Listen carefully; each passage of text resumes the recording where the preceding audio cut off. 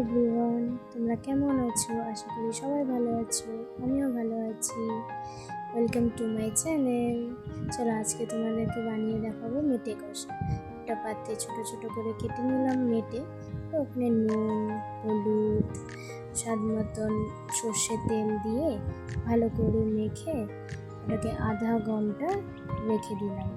আধা ঘন্টা রেখে দেওয়ার পরে যাতে ওখানে লেগে যায় নুন ওটা এই জন্যই রাখলাম। তারপরে কড়াইতে সর্ষের তেল দিয়ে ছোটো ছোটো করে কেটে নেওয়া আলু নুন হলুদ দিয়ে ভেজে নিলাম।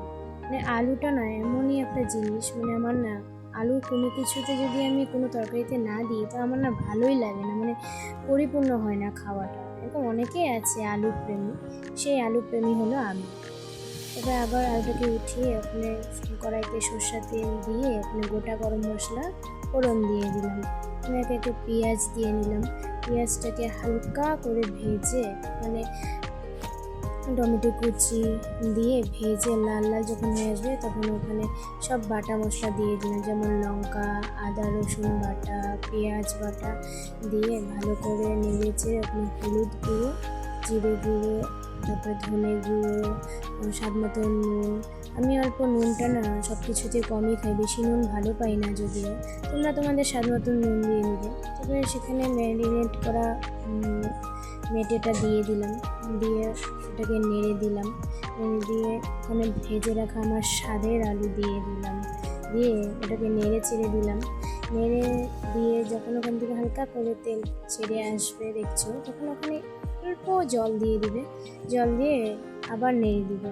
নেড়ে দিয়ে যখন দেখবে তেল ছেড়ে আসছে, মাখো মাখো একটা ব্যাপার হচ্ছে, তখন ওখানে একটু ধনে কুচি দিয়ে দিবে। ধনে কুচি দিলে না তরকারিতে বা যে কোনো কিছুতে স্বাদটা বিরাট আলাদা হয়ে যায়, খেতেও টেস্ট হয়। ওখানে একটু গরম মশলা গুঁড়ো দিয়ে দিলাম। আমি না সচরাচর ঝাল খাই না, খেতে ভালোবাসি না, কি খাইও না। তাও তাতে মাংস আর মেটের যখন রেসিপিটা হয় তখন কি ঝাল না দিলে চলে বলো? তখন তো খেতেই হবে। দেখো তোমাদের সাথে কথা বলতে বলতে আমি আমার মেটে কষা আমিও ফেললাম। দেখে তো ভালোই লাগছে, খেতেও ভালো হয়েছে। তোমরা একবার ট্রাই করতে পারো। ভালো লাগলে like, comment, share and subscribe করে দিও। Bye bye.